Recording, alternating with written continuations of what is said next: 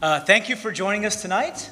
My name is Brian Dixon. I'm a professor in the biology department, and I'm going to be the master of ceremonies for this evening. My first duty is to ask our Vice President Academic and Provost, Professor Jim Rush, to give some opening remarks. Thank you, Jim.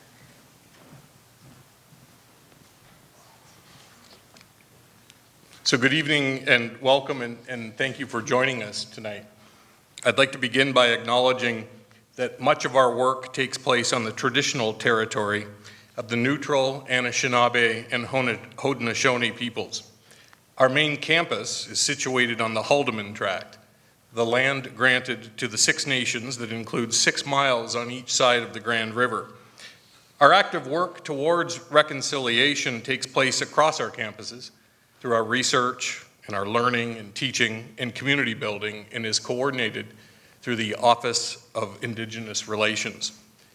While we celebrate one of the founders of the university through this lecture series, it is actually a special opportunity to acknowledge the relative short history of our institution on this historic land, while we celebrate and reflect on the long history of Indigenous peoples of this land on which we work and learn and live. Again, welcome to the 2023 Hagey Lecture. This is our premier invitational public lecture series, running since 1970, and is a joint venture between the University of Waterloo and the Faculty Association of the University of Waterloo. Dr. Gerald Hagey was our first president, and as I previously mentioned, one of the founders of our institution. He was a thought leader with a pioneering spirit, and it was his ingenuity and collaborative approach that propelled the University of Waterloo from an idea to the second largest engineering school in Ontario and the third largest in Canada within the first 7 years of its founding. Those were the early years, and over the course of the ensuing 6 decades, we've established ourselves as a world-class university in a wide range of disciplines. This lecture series, named in his honor, celebrates those who are trailblazers in many of these areas and fields, pushing society to look beyond the status quo and into higher realms of possibilities. Over the years, our community has been inspired by the depth and the breadth of knowledge that has been shared by our distinguished speakers in this series. Through their talks, we are reminded that a clear vision, a strategic approach, and an enthusiastic determination and commitment are what can make what seems impossible a reality. Dr. Hagey once said that he believed less and less in the old adage that opportunity knocks, and rather that one has to seek it, not wait behind a closed door for it to knock. His words are part of what we might call the University of Waterloo's DNA. At Waterloo, we embrace the wonder of the unknown, facilitate the pursuit of knowledge and truth through teaching and learning, research and scholarship, and celebrate the discoveries that come from unfettered curiosity. Dr. Nalini Nadkarni reflects the values that we aspire to every day at Waterloo. Over the course of 4 decades, Dr. Nadkarni has been developing an innovative, multifaceted approach to overcoming environmental and societal challenges through Tapestry thinking. We'll have a much more thorough introduction of Dr. Nadkarni shortly, and like you, I'm very much looking forward to her insights this evening, in part because I just had the privilege of sitting beside her at a very engaging dinner conversation. So thank you again for joining us, and please have an enjoyable evening.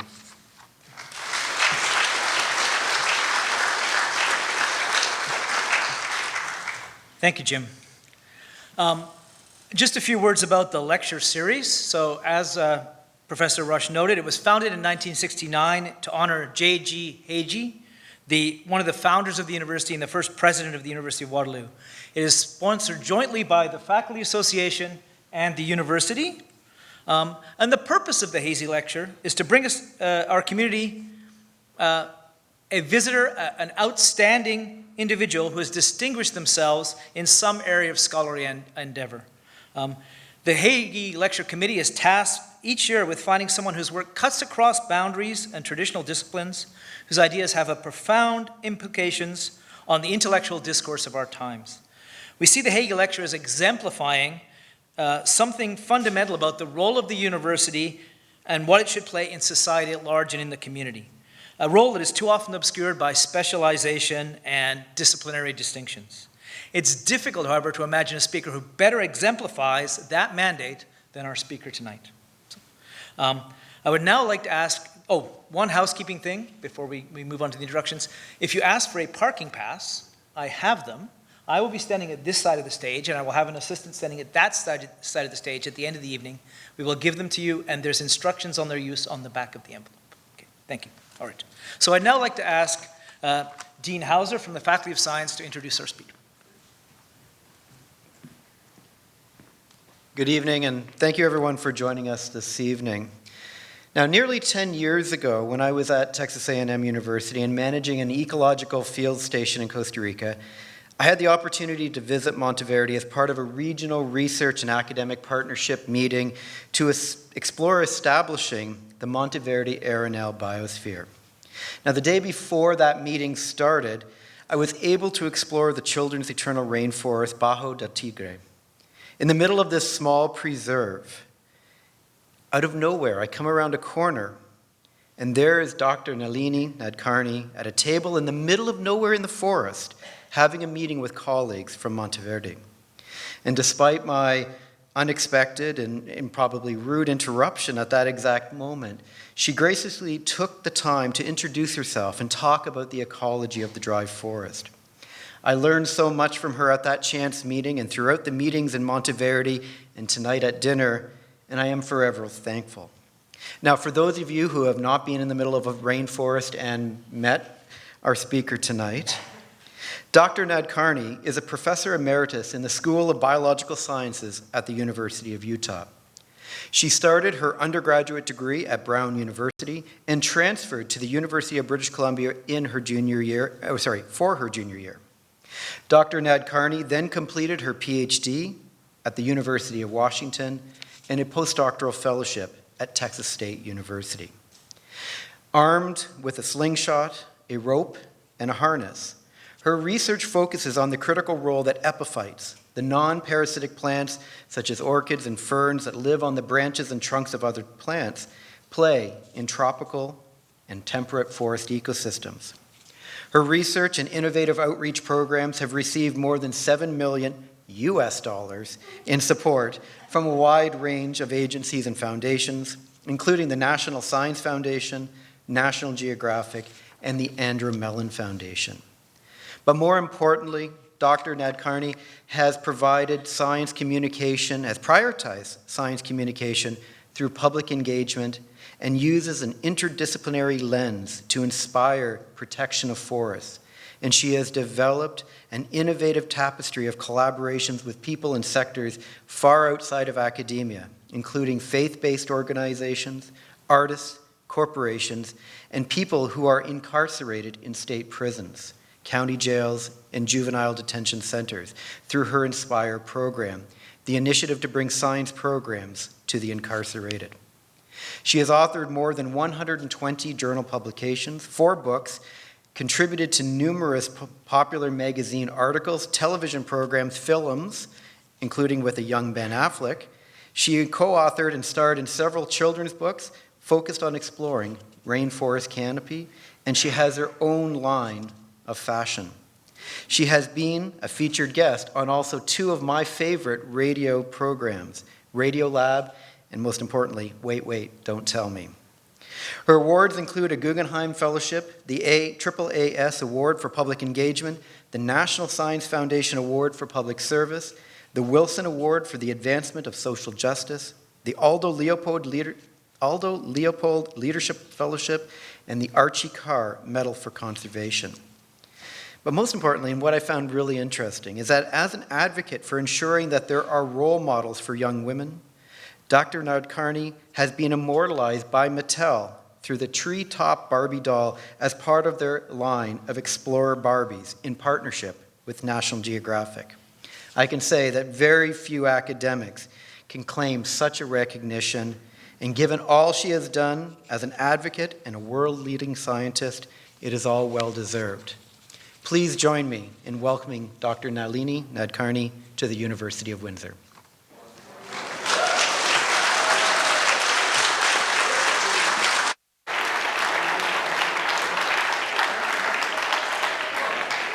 Thank you so much. I take it you didn't hear that little typo about the University of... We're going to interrupt the lecture because there's been an unexpected scission in an employment arrangement that needs to be resolved first.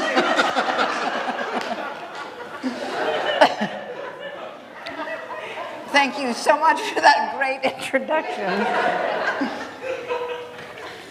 I'm really glad to be here tonight at the University of Toronto.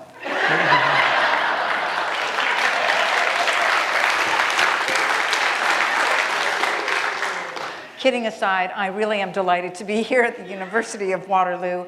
I just want to thank everybody who introduced me and everyone who organized this. I want to also acknowledge Rahim Musa, who unfortunately due to illness was not able to join us, but he is really the person who kind of organized my being here.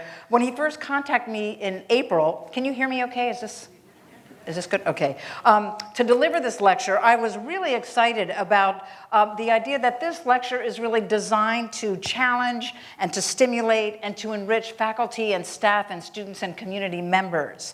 And I have to say that I myself have been challenged and stimulated and enriched in assembling this presentation tonight on tapestry thinking and on using interdisciplinary lenses to understand disturbance and recovery. I'm really glad to share that tonight with all of you. I think I'll start with the premise that there are many ways of knowing, many threads that we can weave together to observe and to comprehend our complex world. Some of these are scientific, intuitive, indigenous and traditional, religious and aesthetic. And of course we can choose single threads if we wish, but I myself really love weaving these different ways of knowing into a tapestry of understanding. And I'm inspired in part by this tiny little poem by the Indian poet Rabindranath Tagore, who wrote, "The tapestry of life's story is woven with the threads of life's ties, ever breaking and joining." And this little poem tells me that I must weave together seemingly disparate elements of society and their values to create something that is potentially new and potentially significant, something like a real tapestry that is complex, that's connected, that's useful, that's strong, and that's beautiful. And so tonight what I'd like to do is to talk about my work in three ways, in three parts. First, I'll begin by talking about the tapestry of the canopy rainforest, which is itself a tapestry of species and interactions. Secondly, I'll discuss the dynamics of disturbance and recovery that I began starting to understand in forest ecosystems, but have extended to other disciplines. And finally, I'll talk about weaving together the threads of academia and outside communities. Before I begin on that, I thought I would share just a little bit about my own roots, which have actually predisposed me to think about the world in terms of tapestries and weaving together. My dad was from India. He was a Hindu. He was a scientist, a pharmacologist. And my mother was from Brooklyn, New York, of Russian parentage. She was raised as an Orthodox Jew and studied communications and languages. So as a little, I was born into sort of this complex tapestry of different cultures and of different ways of understanding and communicating with the world. I grew up with 4 other brothers and sisters. Our household was sort of chaotic, and I found myself finding refuge and comfort in climbing trees, the 8 maple trees that lined the driveway of my parents' home. And I remember taking an oath when I was 8 or 9 years old, thinking, these trees have been so wonderful for me as a refuge. When I grow up to be a grown-up, I would like to do something that would protect them and provide them with refuge. I decided to pursue the thread of science. I went to graduate school at the University of Washington and studied forest ecology, thinking if I could better understand forests, I might be better to protect them. And I decided to choose as my specialty the forest canopy, which 40 years ago when I started graduate school was really known, was very poorly known. In fact, it was called the last biotic frontier, that part of the forest floor, that part of the forest above the forest floor where very few people had ventured. And many people, there was very little understanding of the organisms and interactions there because of this lack of access. But since then, canopy researchers have developed all kinds of ways of getting into the forest canopy. We use canopy walkways. We install construction cranes in forests to be able to get around up there. We use hot air balloons to get up there. And most recently, we've been applying remote sensing and remote imagery as well as drones to get up into the forest canopy. And for myself, I've been using the technique of applying mountain climbing techniques to get up into tall trees. And I wish I could take all of you up into the canopy with me, but I'll do the second best thing, which is to show you a small piece of video that was part of a National Geographic film called Heroes of the High Frontier. And this depicts a very wonderful tree named Figueroa that I've climbed for many years, going from the forest, the dark, damp forest floor into that upper canopy, using these mountain climbing techniques that are non-destructive to people and non-destructive to the trees themselves. This is in Monteverde, Costa Rica, where I met Chris just a little as he described, and this is just a fabulous tree.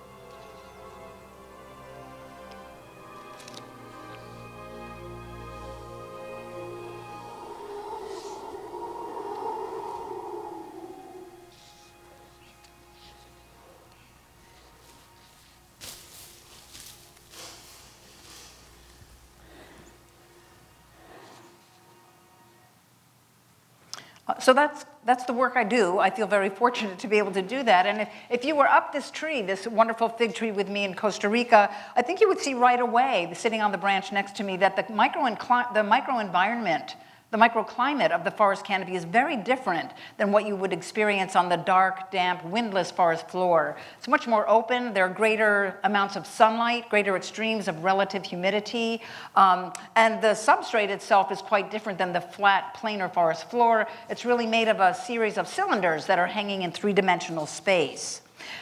And that different microenvironment and that different architecture then has led to the evolution of just a remarkable panoply, a tremendous diversity of animals and plants that live for all of their life or part of their lives up in the forest canopy. Mammals and birds, insects, and other invertebrates are just amazing creatures up in the forest canopy.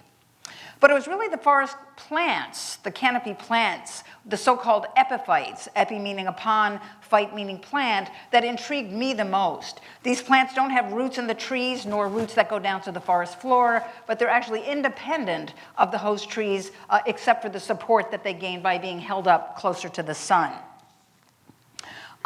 In addition to the living plants that live up there, these epiphytes, when they die and decompose, they actually create canopy soils, these thick mats of histosols or organic soils perched on the branches and trunks of trees just underneath that mat of living epiphytes. As an ecosystem ecologist, I was really interested in understanding the ecological roles that these canopy-dwelling plants play in wet forest ecosystems like the cloud forests of Monteverde and the temperate rainforests of Washington State. I've spent the last, 40 years or so actually with my students and my colleagues trying to untangle, trying to understand the different threads of this tapestry of the forest canopy in terms of their ecological role. For example, we now know that through our studies that these canopy plants actually provide 1/3. They are visited by birds for 1/3 of the foraging visits of birds that come into these forest canopies, rather than the host tree, flowers and fruits and invertebrates. I was also very interested in their role in nutrient cycling.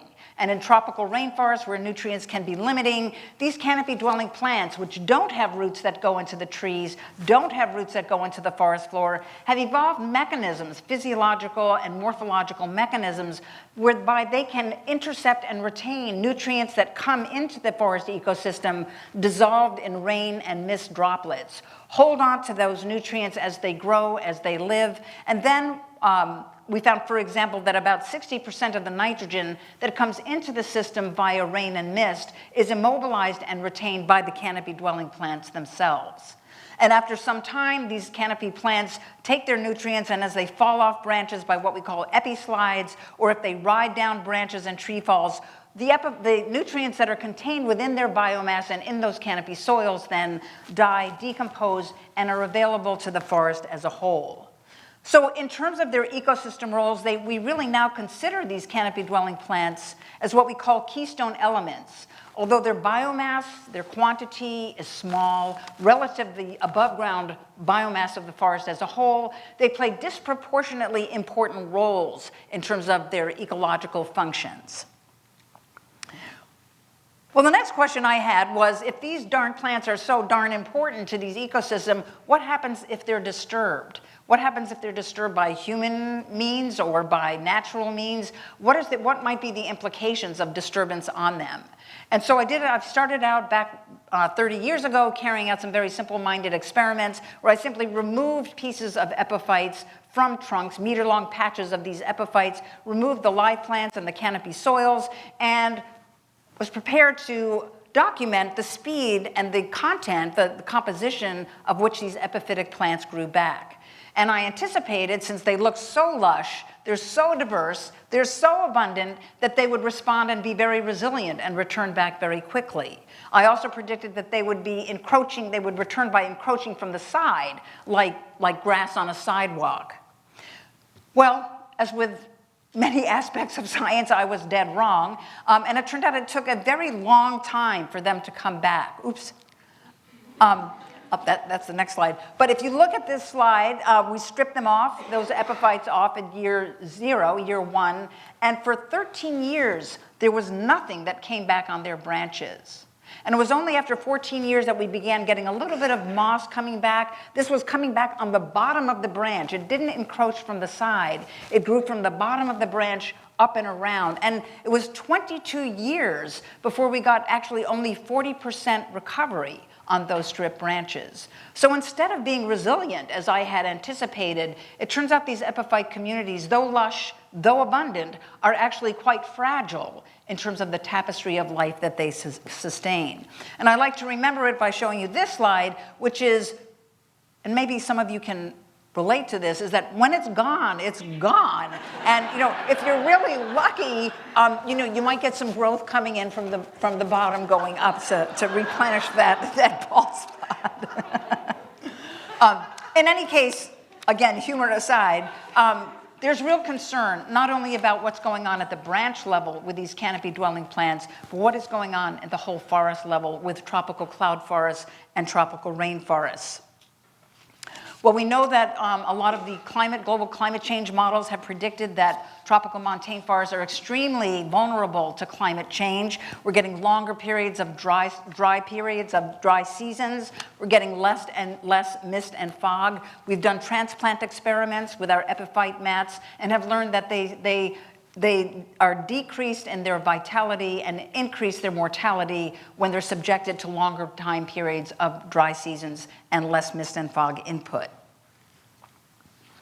Another characteristic of what's going on in many tropical forests now is the isolation of trees, forest fragmentation down to the level of a single tree, what we call a relic tree that grew up in a tropical rainforest, but with the creation of pastures around it is now isolated. Visits from pollinators, from fruit dispersers are being limited because of this isolation. I was very interested in doing research on this, finding out what the role of these relic trees might play in terms of forest regeneration and recovery, how resilient they might be. But as it turned out, the National Science Foundation was not interested in funding this research because they said there were no general theories that concerned relic structures and ecological systems in terms of understanding resilience and recovery and these relic trees' roles in it. And so I was sort of dispirited that I couldn't answer this question with scientific support. But I began thinking about interdisciplinary ways of pursuing this. Perhaps fields of ecology, or fields outside of ecology might have some theories, some practices, some protocols or some models that might be analogous to those relic trees and pastures that I was so interested in. For example, a patch of burned skin in the matrix of healthy skin might be quite analogous to a patch of disturbed forest in the matrix of healthy forest. And so approaches and understanding of burn trauma and recovery of skin might help me understand the effects of disturbance on recovery of forest fragments. So in 2014, I recruited faculty from the University of Utah from fields that deal with disturbance and recovery. All of the fields that you see here: forest ecology, burn trauma, traffic engineering, urban planning, human development, refugee studies, and modern dance. We met for a full year. The first semester, we spent time with each of us discussing the single thread of our discipline, how we come to understand in forest ecology or in burn trauma or in traffic engineering, how each of these fields comes to understand disturbance and recovery. And in the second semester, we began weaving these ideas together to come up with some emerging concepts about disturbance and recovery that might yield theories that we could exchange with others to help provide insights for our own fields. And so I'd like to share 3 of those insights that came out of that colloquium with you this evening. Our first insight was the importance of seeking knowledge from multiple sources. For example, our traffic engineer expert described his studies of traffic jams being the disturbance and the impact of disturbances on traffic flow. Engineers, he said, traffic engineers rely on many sources of information to predict and to mitigate the problems of traffic jams. They use large databases from traffic data from Google Map applications. They use traffic simulators. They use modeling approaches. And they use interviews with drivers. So they use multiple sources to try to understand disturbance and recovery. The second precept was to extend and strengthen the web of relationships around the elements of disturbance in a system. Our faculty, who was an expert in human development, discussed attachment theory, the idea that if an infant loses a parent through divorce or through death, the child will often have troubles forming trusting relationships later on in life. However, if there's a web of relationship around that child, perhaps the family can provide an alternate figure, an uncle or a grandfather, to take on the function of that parent that can mitigate the negative effects of the disturbance of losing a parent. And I realized that this actually related to my ecological question about relic trees and pastures. My postdoc, Kimberly Sheldon, documented that the number of bird visits to these isolated trees was directly related to the distance to neighboring pasture trees and other relic trees, as well as the forest edge. So visitation rates were not related were related to the proximity, the web of relationships of pollinators and fruit dispersers. The third insight concerned the consequences of disturbance. We most often think that there are negative effects of disturbances, and all of us here are very familiar with the negative effects of the collective disturbance that we have all gone through of COVID in terms of human health and our economy. But members of our group of this colloquium also noted that there are positive consequences that can emerge from disturbances. Our faculty member in refugee studies, for example, noted that although displaced populations face many severe negative consequences of having to move from their home country, some effects are actually positive. For example, young refugee women from Somalia can get an education when they come to the United States, which might never have happened in their native land. And in some disciplines, particularly in the arts, disturbance is actually required for progress. Our modern dance faculty said that disturbance can lead to a portal to the new. She said that if she, as a modern dancer, if there had been no disturbance, no replacement of ballet, classical ballet and its forms and its disciplines and its strictures, she would still be doing ballet rather than the creative movements that have emerged in modern dance. So that really led us to think about the whole concept of disturbance and recovery. We have an expectation that a system, whether it's a forest ecosystem or a human system, a fire or hurricane, when it starts out, it's in an original state. And then a disturbance happens, a forest wildfire or a hurricane. And eventually, if we're successful, we think, then that system returns back to the original state. But we found that that actually doesn't always happen. In fact, it really rarely happens. For example, our urban planner noted that when New Orleans was hit by Hurricane Katrina, we can see these three pictures, the first one being the original state of New Orleans, the second one being the disturbed state, and the third one being this new state, this third state of New Orleans. It did not return to its regular state, it returned to something different.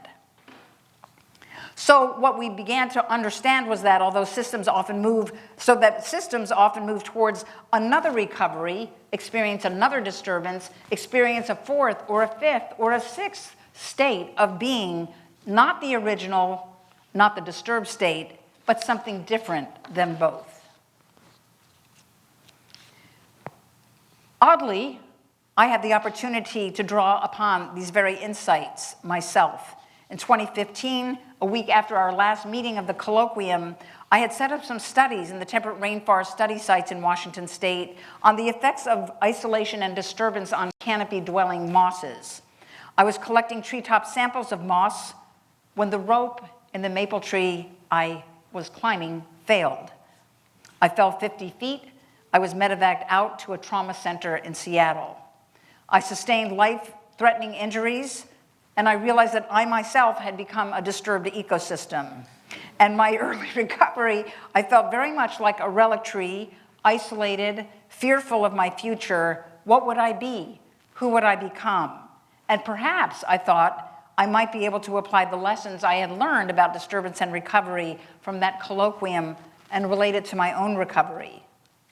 So that first precept was to seek knowledge from multiple sources, and indeed I did. I sought a lot of information from the traditional sources of information when it comes to medicine from my doctors. And I had some really wonderful doctors on my medical team.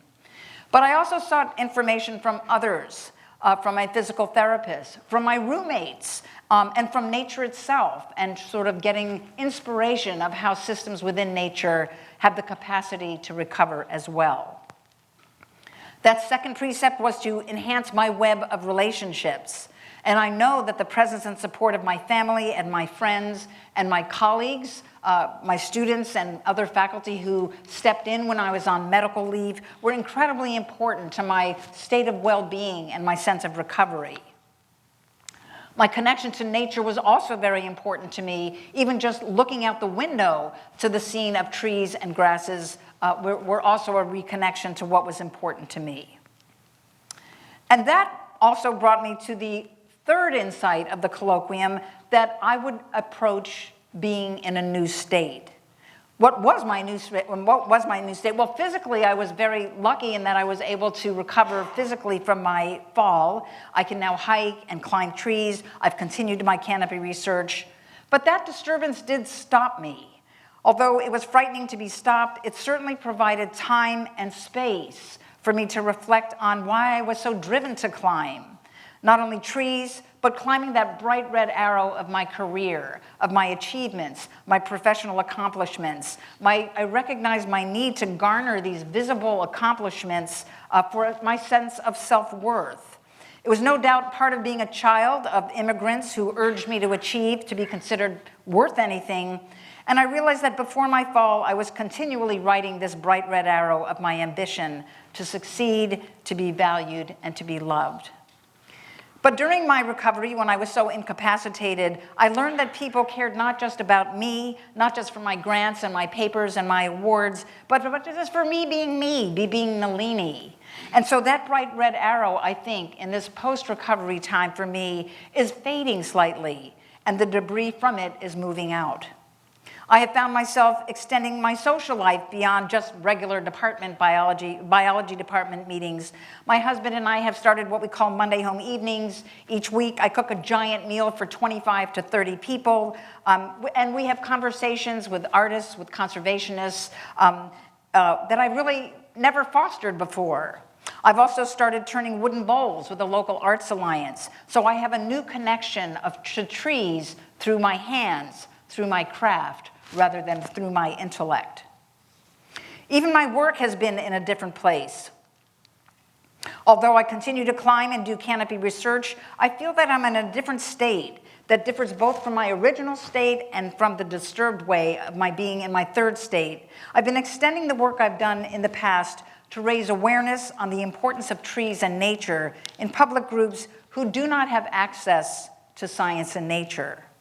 Now I'm considering the impacts of trees in isolated areas, but I'm also interested in understanding people who are isolated from nature, especially in urban settings. So I've shifted my primary question to this, not just how we understand the natural world around us, but how do we understand and communicate in a world of increasing disturbance, particularly the increasing distance between people and nature.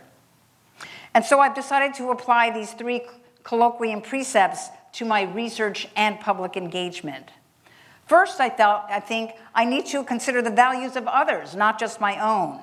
I'll start with recreational values, not just ecological values, and recall that my value of trees arose when I climbed trees as a little girl. But I must recognize that a little girl growing up in New York City or Tokyo or Nairobi may not have access to climbing trees. So what might she value that could be interwoven with trees? Barbie comes to mind. Barbie is not my value. When my 6-year-old daughter asked me for a Barbie, I was rather appalled by this, but her appeal really is universal. And so I decided that maybe we needed to create a treetop Barbie. My students and I approached Mattel. They were not interested. This is back in 2004. And so we did it ourselves. We bought used Barbies at consignment and used toy stores. We got volunteer seamstresses to make little outfits, and so outfits, we got little helmets on eBay, and we made these little booklets about canopy plants that went along with Treetop Barbie, but it was a very small-scale operation. And so you can imagine my amazement and gratitude when I was contacted by Mattel and National Geographic when they decided in 2021 to make a series of what they called Explorer Barbies. They asked me to be an advisor on the project, and as a thank you, they made a one-of-a-kind Nalini look-alike Treetop Barbie, which was really, really wonderful. So weaving the recreational values, a value that a little girl might have to play with the Treetop Barbie, into this tapestry of understanding and care for trees and, by extension, nature, was something I realized could actually happen. I didn't just have to rely on my own values, my own ecological values of trees. I could try to weave in values of others. And so what I'd like to do is tell you just a little bit about 2 of the other values that I've been working on, spiritual values and social justice values, trying to weave those values into the tapestry of understanding and care of trees. Let's start with spiritual values. Very often, science and religion are placed in 2 very different sectors and spaces, but I realize that 80% of the world's population self-identifies as believing in God, which is a much greater proportion than those who self-identify as environmentalists. So it seemed that finding common ground with faith-based groups about the values of trees could provide a way to at least begin some kind of exchange with these 2 seemingly very different sectors. As I mentioned, I was raised as a Hindu Jew, and so I didn't really have much in the way of understanding sort of what goes on in the Judeo or the Christian tradition, but I was aware of the fact that trees are spiritual symbols. When you open the Old Testament, of course, right there on the first page of Genesis, you read about the tree of knowledge and the tree of life and the tree of knowledge as a central spiritual symbol.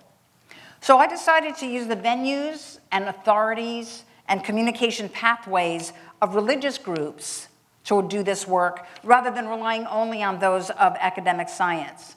And I started by downloading the Old Testament and other holy scriptures and searched for the references to trees and forests in those scriptures, since followers of those faiths already believe in those scriptures. In the Old Testament, for example, I found 328 references to the words tree or forest, and all of them were very positive in terms of providing food and shelter, providing analogies to God, providing location markers in the desert, and providing analogies to God himself. I also decided to look at some of the traditions, the celebrations, and the rituals that go along with trees in world religions. For example, Jews celebrate this wonderful holiday called Tu B'Shavat, which is the new year for the trees, where there's a special dinner or seder of fruits and nuts, the gifts that are given from trees to people. Many Native American traditions carve wooden masks of creatures that live in forests. Buddha, for example, found enlightenment underneath the Bodhi tree. And in the Book of Mormon, there's a reference in Nephi 1:8 about their tree of life, a tree with white fruits that represents the love of God for his followers. I put all of this information together and created a sermon on trees and spirituality, which I then began knocking on doors of churches and synagogues offering to give a sermon on this. I always self-identified as a scientist, but a scientist who was so interested in their words, their scriptures, that I had done the work of reading their scriptures to find out about how they interpret and understand trees. I've since given this sermon in over 40 places of worship. I've never had any sort of conflict between science or creationism versus evolution. And in fact, I've been able to go on and provide other kinds of ways to find common ground about trees between academic and religious values. So one of the things that we've done is to map trees in churchyards. I figured that if churches are sacred, then the churchyards themselves are sacred, and the soil of a churchyard is probably sacred, and the trees that grow in that soil might also be sacred. So we've made these little booklets with maps of the trees in their churchyards with scientific and biblical information about the species of trees that are protected in their churchyards. We've also organized bio-blitzes and tree plantings on church grounds, and that has given rise to a number of wonderful conversations and interactions between academics and people who believe in some sort of spiritual tradition.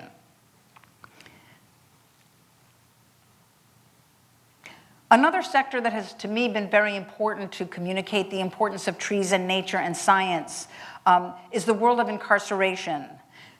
This does seem like the antithesis of academia, but I have recognized that there are over 2 million adults and 50,000 youth in the United States who are incarcerated, and all of them have very little access to science, to education, and almost no connection to nature.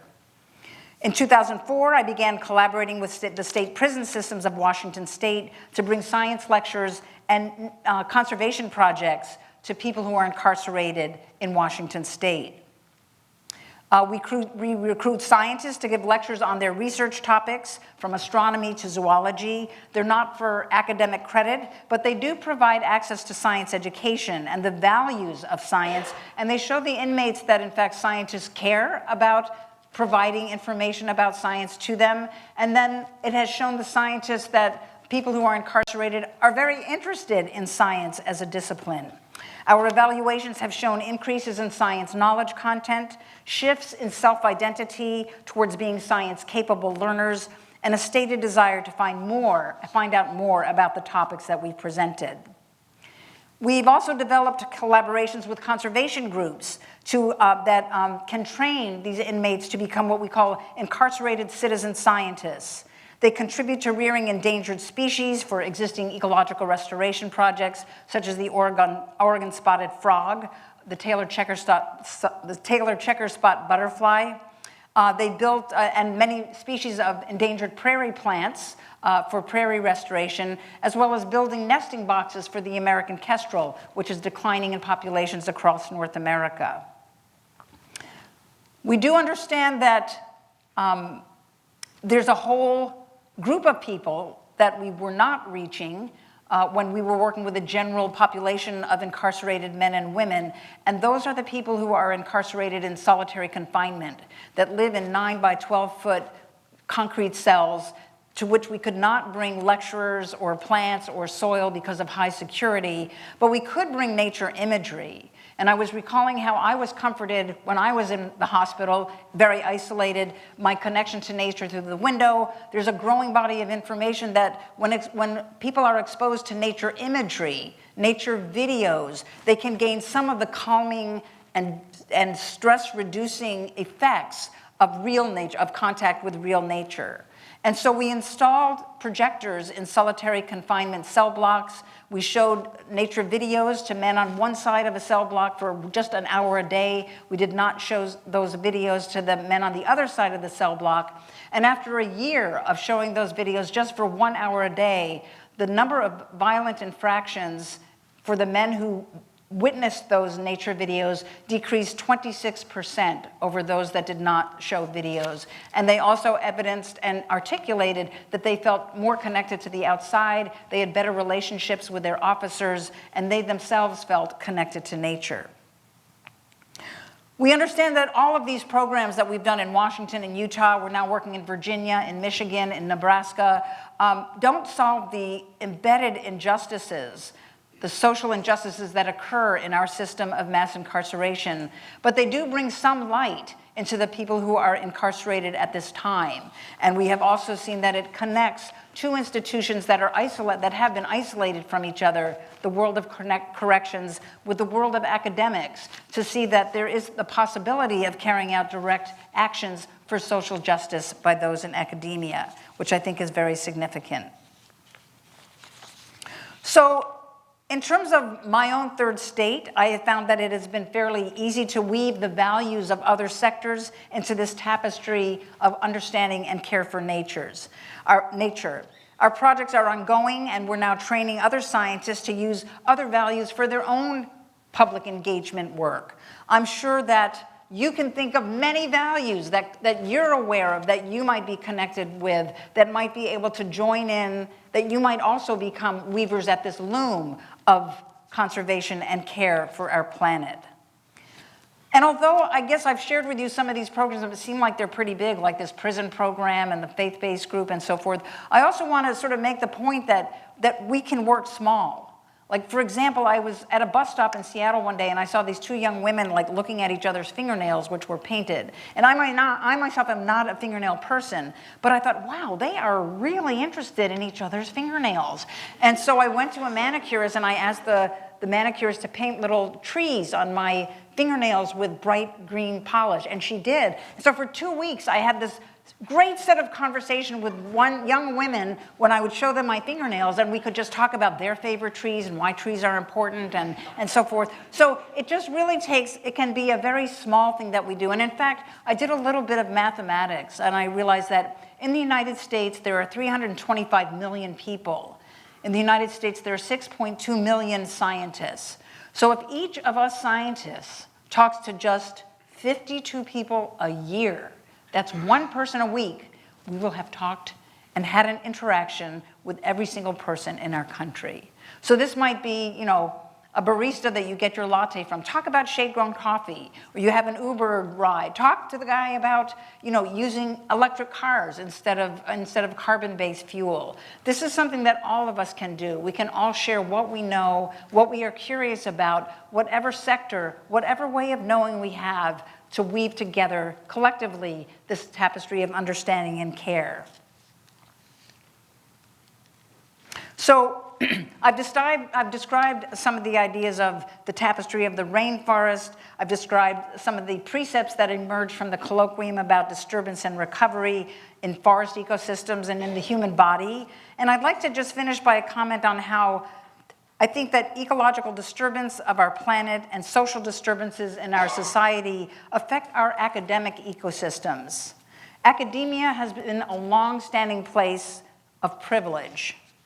We are now hearing calls, I think at last, to make our scientific enterprise more equitable, to broaden participation in it, to make it a more welcoming place for ethnic groups and groups in general that have been traditionally underrepresented, and to make it more interdisciplinary in thinking. So I would like you here at the university and those who are affected in it by being part of the community outside the University of Waterloo is to think about how you, as a faculty member, you as a student, you as a community member might apply these precepts that we learned about, that emerged from our colloquium in small and large ways, inside and outside of academia, to collectively weave a tapestry of care and understanding for our planet. And that, like a real tapestry, it will become something that is complex, that is connected, that is strong, that is useful, and that is beautiful. Thank you.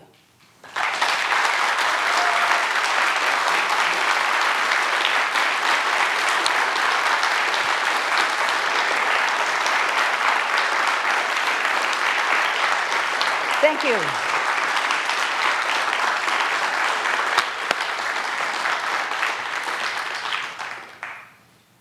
And do we have time? Well, I'm supposed to moderate the Q&A, but if you want to, Sure. it's hard for me to stand at the microphone and do it while you're talking, so do you? Okay, great. Maybe we can bring that, could we bring the house lights, Emma? All right. The first question should go to a younger person, undergrad or high school, right? Yeah, this is his thing. He always wants. First, adults get to talk all the time.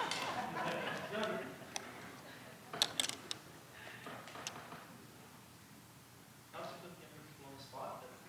Yeah, right.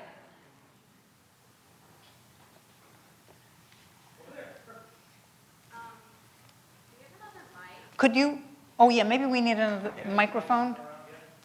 Can we?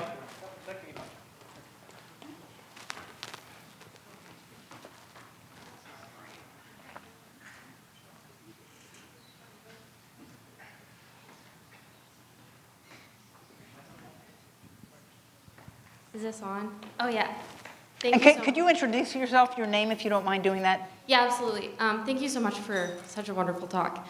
I'm Hannah Anderson, and I'm a recent graduate from the MA Great. in philosophy at the University of Waterloo.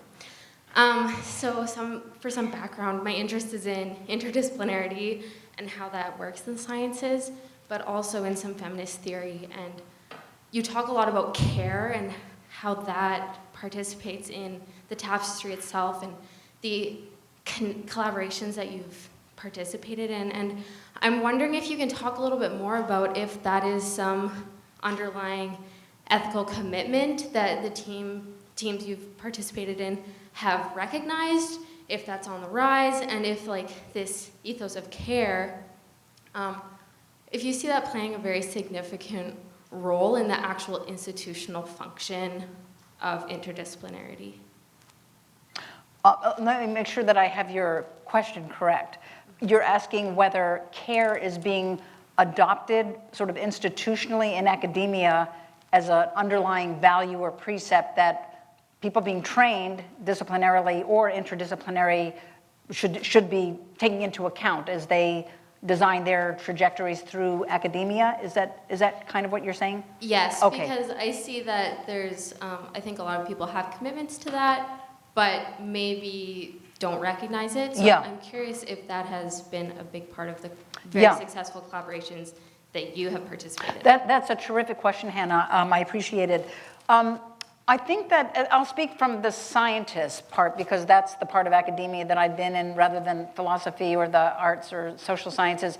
I think that, you know, especially now that I've had this, I'm so old that I've been able to see sort of 40 years go by in terms of academia.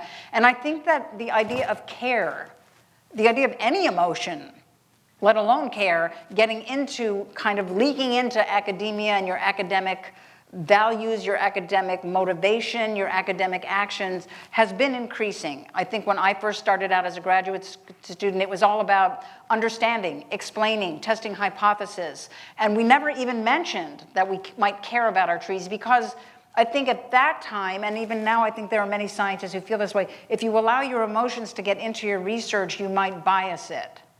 But I don't know about other people, but for me, I love trees, I treasure them, but I can also cut them down and mercilessly remove branches, strip whole trees of their epiphytes, even though I love them, but if I want to answer a scientific question, I can be as objective as the best of them.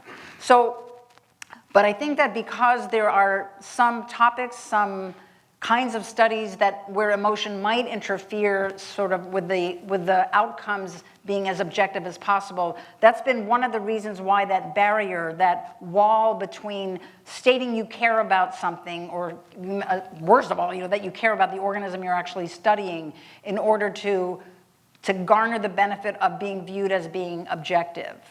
I'll say in the same breath that what I see in the emerging generation of students, graduate students and young faculty in the departments I'm aware of, my own department, is that there's this increasing desire to make a difference, to show that they care, to have some sort of impact on society, whether it's contributing to the scientific record about fish immunology, or whether it's giving a lecture to someone who's incarcerated who is so thirsty for being treated like a human being and to get some new information. I see that that is very much on the rise. And one of the troubling things that I'm viewing right now in academics, especially as I go around and give talks like this to other universities, is that many of the younger emerging people in science are leaving academia because they're not finding pathways whereby they can contribute and have positive social impact through their science, through their academic career. And so they're leaving to become work for a conservation NGO or environmental consulting or an agency that is protecting forests against wildfire, instead of just making another very cold contribution to the scientific record. My hope, my sincere hope, is that we will find a way for that third state of academia to be a place, to be an arena where one can contribute objective scientific work to the scientific record that needs to be protected. That's why the ivory tower exists, so that we could have libraries and data banks and the freedom to pursue what might seem like silly questions that could actually have a positive effect down the line, and at the same time produce academics who have a social conscience and who can express it through their work. And that's why I think it's really important for us older people, like your provost and the senior faculty here, older meaning he's not a grad student anymore, let's face it, Jim, you're not a graduate student, that he will create programs, he will bring in public engagement of science trainings. He and others like him and his colleagues will view this model of saying academia is a place both for care and for the production of knowledge. It's a place for respect of many kinds of knowledge, indigenous knowledge, intuitive knowledge, spiritual knowledge, that can somehow come together without diluting the beauty that is a piece of scientific work. That's why I use the metaphor of tapestry.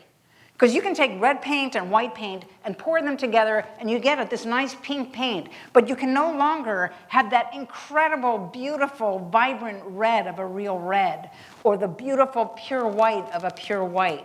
When you have a tapestry, you leave those threads intact. You're not diluting them, you're just weaving them together. You can always pull them out. That's why it's very important to have places like academia, like a biology department, like a biochemistry seminar, where you can go deep, deep, deep, deep, deep. You can use jargon. You can refer to people and scientists and particular studies, and everyone in that room knows exactly what you're talking about. And that is beautiful, and that is important, and that can contribute to the making of an amazing tapestry. It's not all about mixing it up together and calling it all the same. It's celebrating the definition that comes from deep scholarship. That's a piece of the tapestry. I'm going to steal this one. Okay. Yeah, I've got one. Your work. So, question from someone over here? Great. I'll come this way.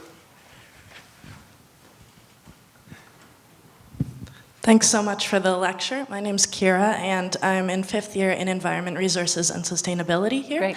I just was wondering how you have found, and if you've been able to incorporate a lot of indigenous and alternative ways of knowing into your scientific research, like maybe with communities in the places that you worked, and how you found that when you try and incorporate it into academic writing. Yeah, that's a great question, Kira. Kira, is that right? Yeah, I myself personally have not worked much with indigenous communities. I know the enormous amount of time and effort it takes to build trusting relationships in both directions. Where I work in Costa Rica, and actually Costa Rica itself has only very, very small populations of indigenous people, so it's not sort of like Guatemala or some of the other Central American countries that have such a long history and a large population of indigenous folks. And so, since most of my research is in Costa Rica, I really have not had much of an opportunity to sort of interact with that.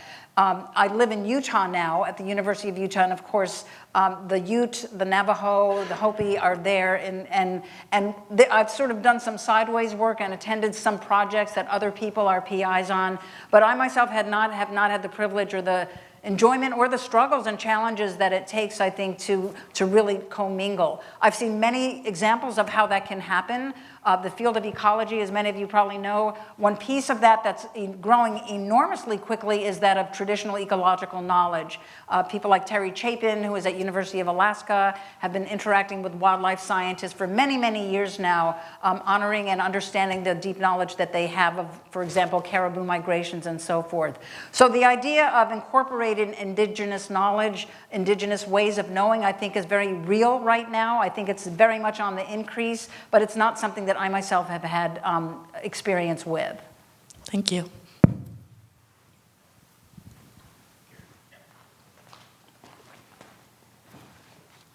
Hi, my name is Lynn. I think that's maybe not working. Okay, sorry, I didn't turn it on. My name is Okay. Lynn. Lynn. Thank you so much for the lecture. That was really inspiring. So I'm a master's student here at for sustainability management, and I was wondering if you could talk a little more about how that interdisciplinary meetings, like with people from modern dance and traffic engineering, like, could you please give us a little insights into like how to make interdisciplinary meetings like effective, like how to harness everyone's expertise and how to make it, I guess, like how did you make it happen, or just like the dynamics of the meeting? Great question. So I want to, one of the things I would like to say about my own career is that it was an odd career. Partly, and this is just a preface, but I will get to your question, in that I met my husband, who's an entomologist, in graduate school. We decided we didn't want to be in two different institutions, so Jack was, when whoever got a position first would go there, and we would stay together, but do our academic work together, sort of. Anyway, he ended up sort of following me for 7 years as I got jobs, real academic jobs as assistant professors. And so then, about 7 years into our marriage after we had our first son, that was kind of getting old. Like, it wasn't good for me because I felt guilty that Jack didn't have a job. It wasn't great for Jack because he was sort of using my lab space and not getting much respect. So there was one position at the Evergreen State College. It's in Olympia, Washington, in the Northwest. It was founded on the precepts of interdisciplinary learning and teaching. And there was one position available, and we decided, hey, let's apply for it together and split it. And that way we can go to an institution that honors teaching, which we both like teaching, but we didn't want to teach all the time. We loved doing our research. So by splitting this position, and they ended up taking both of us with one position, it allowed us to do teaching half-time. It allowed us to get National Science Foundation grants and do our research. And then it allowed us to raise our two children in a kind of a more sane way than if we both had full-time tenure-track positions. That institution, because it was devoted to interdisciplinary learning and thinking, is where I learned how to deal with and embrace how to go about thinking, teaching, learning, and doing interdisciplinary scholarship. Because the courses were set up where the students just took one class, what we call one program, that was theme-based, like temperate rainforest. And I would teach that each year, but I would teach it with a different disciplinary faculty member. Once I taught it with a visual artist, I taught it with a geographer, I taught it with a marine biologist, I taught it with a policymaker. I didn't teach the art. I didn't teach policy. I taught ecology, but I was listening to the lectures of this companion faculty member, and I was doing all of the labs and so forth that the other faculty member did, and that person would do all the labs that I was offering in forest ecology. And so what we recognized, and our students learned, and the faculty learned, was that you can look at a theme-based question, like what is a temperate rainforest? How do you understand something as complex and as amazing as a temperate rainforest through different lenses? And so part of what I learned was the importance of respect for other disciplines. That an artist in an R1 institution very often gets paid less than an engineering faculty. At Evergreen, all the faculty got paid exactly the same. And so respect for other disciplines, which I have since translated into what I call intellectual humility, it's a philosophical term actually, is putting aside thinking that your way of knowing is the best and the only way to do it. So when I taught with an artist, I would do all the stuff that she was teaching and learned how to turn a circle into a sphere and so forth, and she would learn how to run an ecological transect. But it gave me the understanding that just because someone is an artist doesn't mean they might not perceive as carefully and observe as carefully and produce information as importantly as a scientist.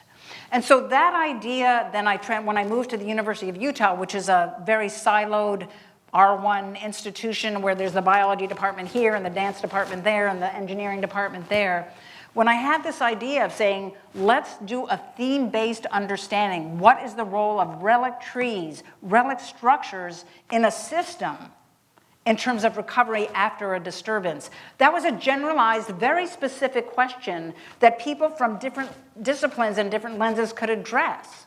So a relic structure for the guy in human development was the family structure. Okay, the parent died, but there's still a family structure that's a relic. And that relic can be valuable for the existing and remaining family that needs to be taken care of. And so as we began talking through this idea of how do relic structures function in disturbed systems, everybody had kind of an equal shot at providing some information or an approach that might be useful to the others. Logistically, the way I went about doing it, since there was no like Center for Interdisciplinarity at our university, was we have a website feature called Find a Researcher. And every faculty member has like keywords. And so you can type keywords into this Find a Researcher thing on our website. So I typed in disturbance and recovery. And I got this list of faculty that self-identified themselves as, I study disturbance and recovery. And it was in all these different departments, burn trauma and traffic engineering and economics and so forth. So I called each of them up and I said, hey, would you be interested in coming to a colloquium once a month to talk about disturbance and recovery? And I thought, oh my gosh, nobody's gonna want to do it. I couldn't offer them any money. I couldn't guarantee they would get a publication out of it or a proposal out of it. But amazingly, every single one of them said, that sounds pretty interesting. Where do I sign up? And so for once a month, we got space in the faculty room of the library. I wanted it on a neutral place, not a disciplinary, not the biology department or the art department. It was a neutral place in the library. We met once a month. We had a note taker. We each got assigned each month that one person would talk about, here's how we in forest ecology study forest disturbance and recovery. And we, each person gave 3 references and we all read the references, we all listened to their talk, and then it went to the next person and the next person. And I thought, when I set it up, I did it just for a semester. I thought, well, we'll learn about all this stuff and then we'll say goodbye to each other. But at the end of the last episode of the first semester, and I said, well, thanks everybody, that was really great, I learned a lot about it. They said, hey, we're not done yet. Wait, no, we're not done yet. We haven't pulled it all together. And so we then took the second semester to actually think about what do we draw out that's common to more than one of these disciplines. And that's when we began having these ideas about, well, you need a web of relationships, like for that human development thing, or the web of relationships of being close to the primary forest for pollinators, or the web of relationships. We had a neuroscientist who talked about neuroplasticity and the proximity of neurons in the brain and how important that is. And we began just talking and talking, but by then, by the second semester, we had built trust with each other. We were friends with each other. We were interested in each other. And nobody was looking for that, making that first publication. Nobody really cared anymore if they could write a proposal out of this. What we were delighting with is exactly what academia is all about. It's about the exchange of ideas to put forward and to push forward our understanding of the world. And for so many of those faculty members who hadn't spent 20 years at the Evergreen State College the way I did, this was the first time in their whole academic life that they had experienced that joy of realizing a traffic engineer has something to say to a modern dancer and vice versa. And so it was this beautiful symphony, I guess I would call it, of intertwining these different instruments that had been practicing and rehearsing in individual parts of the campus and just bringing them together with respect, with time, with no expectation that something disciplinary and critical to the, quote, tenure track had to be produced, was enough to create that beautiful colloquium. And it has influenced all of us in terms of our teaching, in terms of our research, in terms of collaborations that we've been able to foster. I can't guarantee that that would ever happen again. I don't know whether that was a unique experience, but I suspect that it wasn't. I think if you or somebody here said, you know, I've got a question that has to do with something that I don't have a theory. Theory hasn't been developed in my field. Is there any other field out there where maybe I could get some insights? I mean, there are a lot of you who do interdisciplinary thinking here. Just at dinner, we were talking, they were like, my God, there are people who are making music with geology so very often in an academic institution, I think, especially at your level of a master's student, all you see is the department. All you see is the faculty member rushing to give his or her lecture on this really tiny slice of biochemistry or sustainability or whatever that is. But if you scratch the surface of just about any of your faculty, just about any of your fellow students, you're going to find people who have a lot of expertise in more than just that one little slice. That we are not just one thread. We are certainly not one thread when you put it all together in a university like the University of Waterloo. It's all here. But what we need, I think, are looms. Looms that allow us to thread those threads together in order to move that shuttle back and forth. And I happen to create my own little loom with that one little colloquium, but that doesn't, and I created a loom with a prison project. You know, I got some people together from corrections and from ecology, and we made a couple of nice little looms there. So it's not impossible, but you do need the loom, and with the loom, I think another thing you need is permission. And sometimes we don't think we have permission. And I can tell you, for the first part of my career, I sure didn't have permission to do these crazy things that, you know, that I've described here with going to churches and Barbie and that sort of thing. Part of it was because I was at Evergreen, which sort of fostered that. But that's why I say you can do it small. You can make a little tiny loom. It might just be you and one other person, but it's still significant because you're putting together things that haven't been put together yet. And in the service of something like sustainability, which is inherently an interdisciplinary enterprise, you do need to make that loom or have that loom that you can contribute to in order to answer the complex questions, the difficult and challenging questions that we're all waiting for you people in sustainability to help us through this time when I can't imagine a more important question those questions to be posed. So I wish you well with it, and I encourage you to invite some threads into your loom.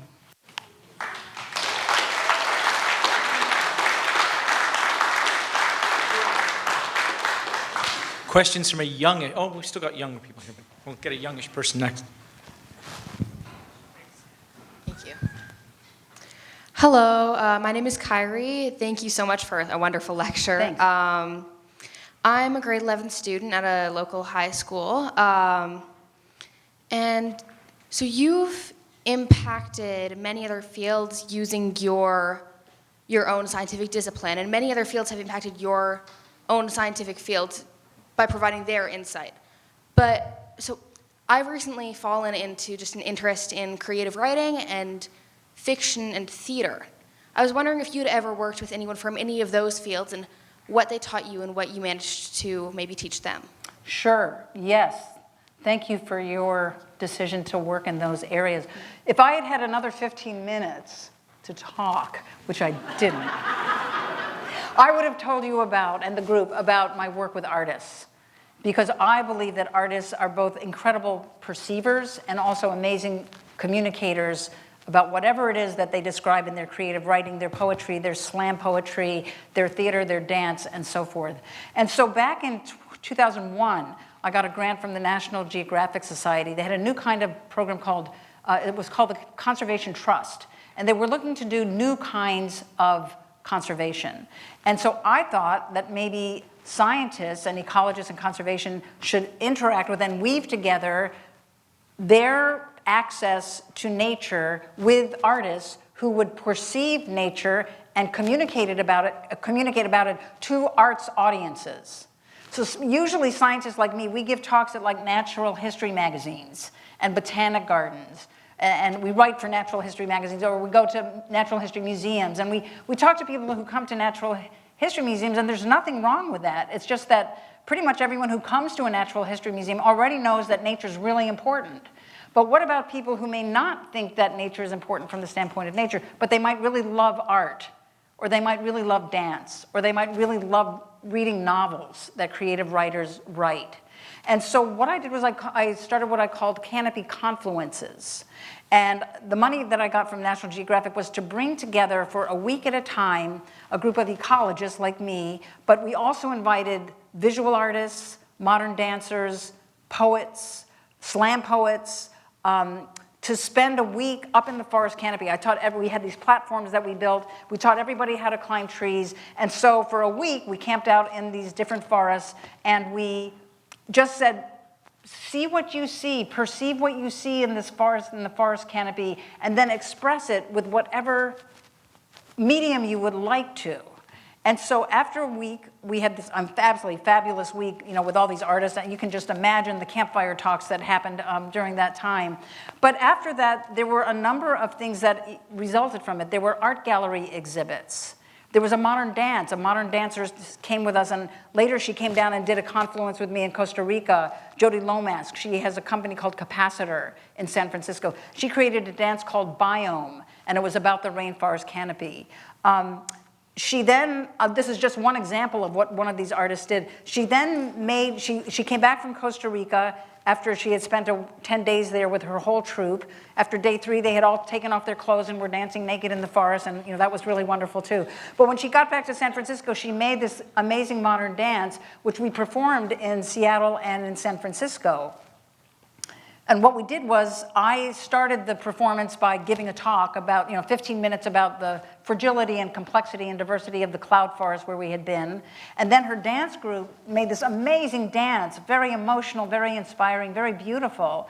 And then we had in the lobby a bunch of volunteer conservation groups of San Francisco where they were tabling and they had volunteer opportunities. So that the audience then was exposed to education of science, the science through me, the emotion of the dance through Jody's dance, and then they had the opportunity with their being inspired to actually take action in some sort of conservation way.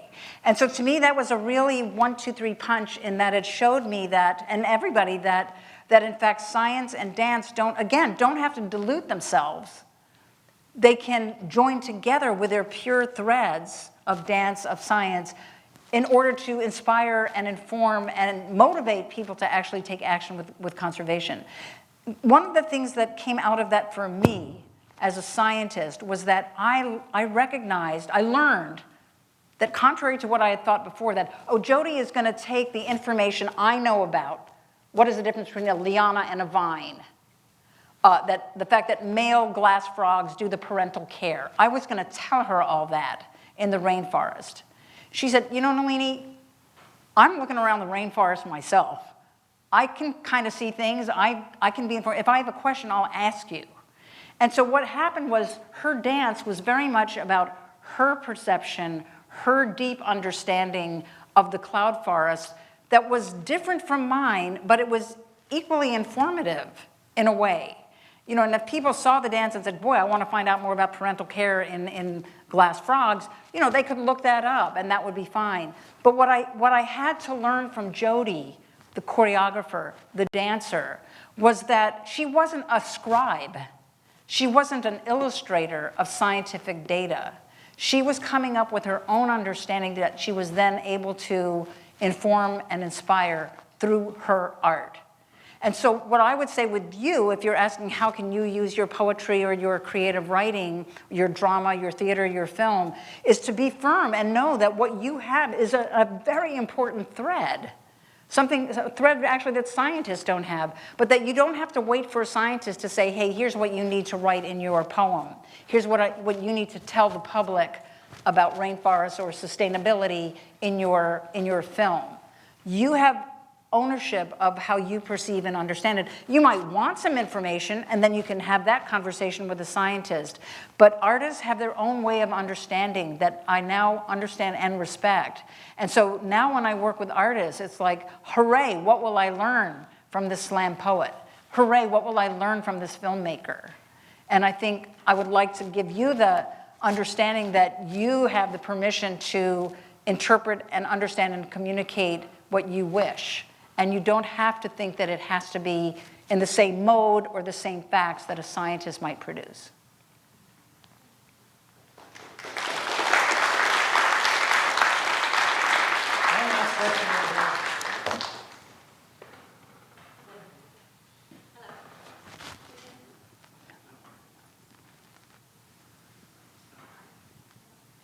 Is it on?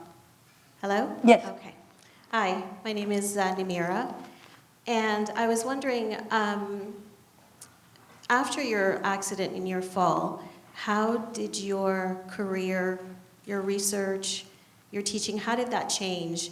And do you think you would have ended up in the same spot you are today if you hadn't had that accident? Yeah, that's a really good question. I think and I don't mean to say that the fall precipitated all this work with prisons and stuff. I had sort of started that beforehand. But what happened with the fall, I think, after I got stopped, and I had to face the possibility I might never teach another class. I might never write another proposal. I might never publish another scientific paper because my brain and my body would not allow me to do that. I had to stop and really consider that. And I was very frightened, and I was scared.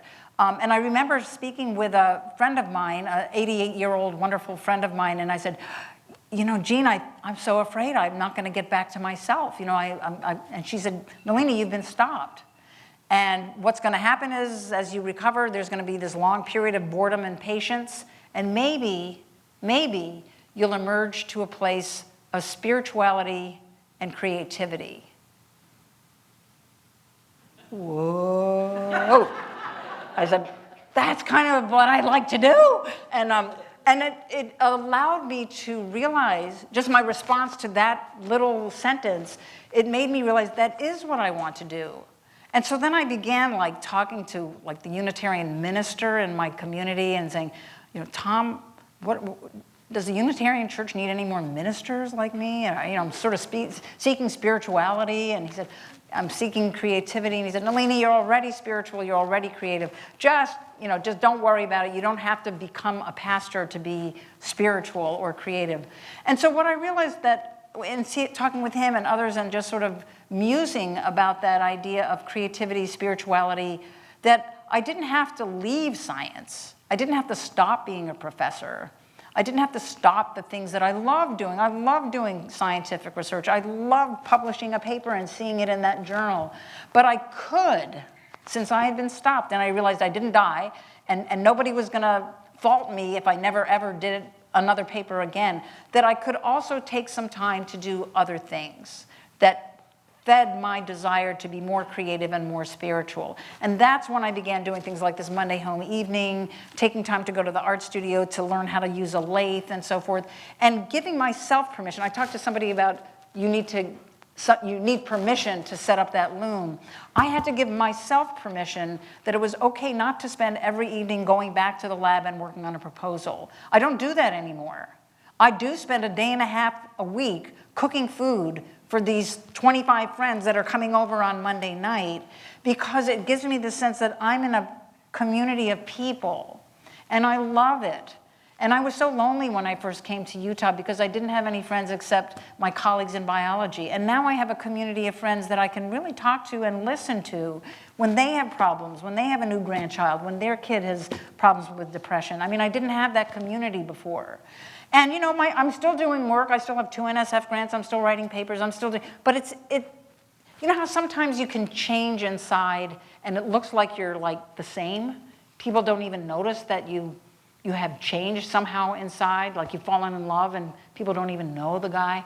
It's like sort of like that there's not been that much external change in terms of my activities, because I'm still very driven to do these sciencey things and academic things, but there is something that has shifted very deeply inside me, which prioritizes time cooking meals for my friends or spending time with our new granddaughter or human things, I guess. Has it made you more spiritual? More what? Spiritual? Yeah, I think so, because to me, spirituality is defined by having connections.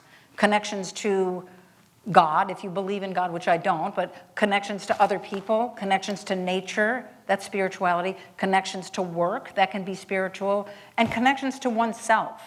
And I think the most profound change has been, for me, from that fall, has been feeling more connected to who I am and being okay with that, instead of only thinking that I'm okay if I'm getting that next award or the next Hagey lecture. Nothing against the Hagey, it was very important to me. But that isn't what defines me. What defines me is something that I can't even describe to you right now. But it's something that's different. And so that's why I go back to the idea of that modern dancer who said disturbance is not necessarily bad. Disturbance can be a portal to the new. And then the portal to the new doesn't necessarily mean a new career. It can be a new relationship with yourself. And I think that has been a gift that I've come to understand that disturbance has been in my little particular case.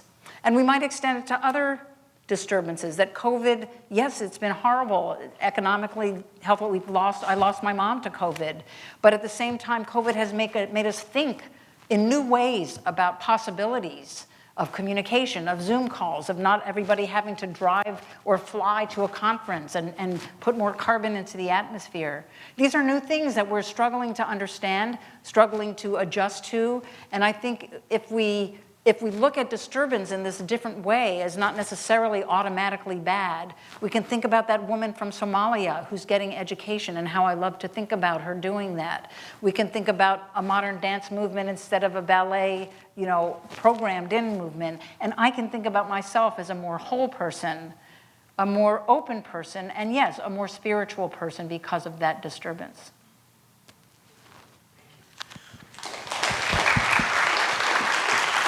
Okay, that's all the time we have. So I'm now going to call on the president of the Faculty Association, Dave Pareka, to provide closing remarks.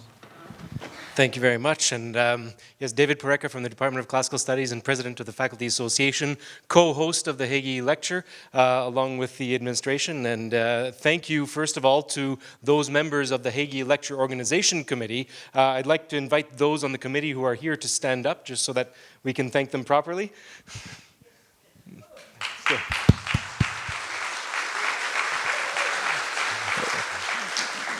The main mover and shaker behind it, Rahim Musa, can't be with us, as was mentioned earlier, due to illness, and they gave us all the favor of not being here on account of COVID, so we should thank him for that too. And I want to thank our speaker for giving us a talk that everyone can relate to in some respect or another, I think, that what we've heard this evening applies as much to the smallest scale of a tree branch in a tropical forest as much as to the evolution of entire human civilizations that go through disturbances, and then some new civilization emerges from the ashes. And I think that we've all learned a little bit of how to weave our own tapestries with our own individual looms, and hopefully from wherever we're standing, we can have a loom with a view. Have a good evening, everyone. Thank you very much for coming.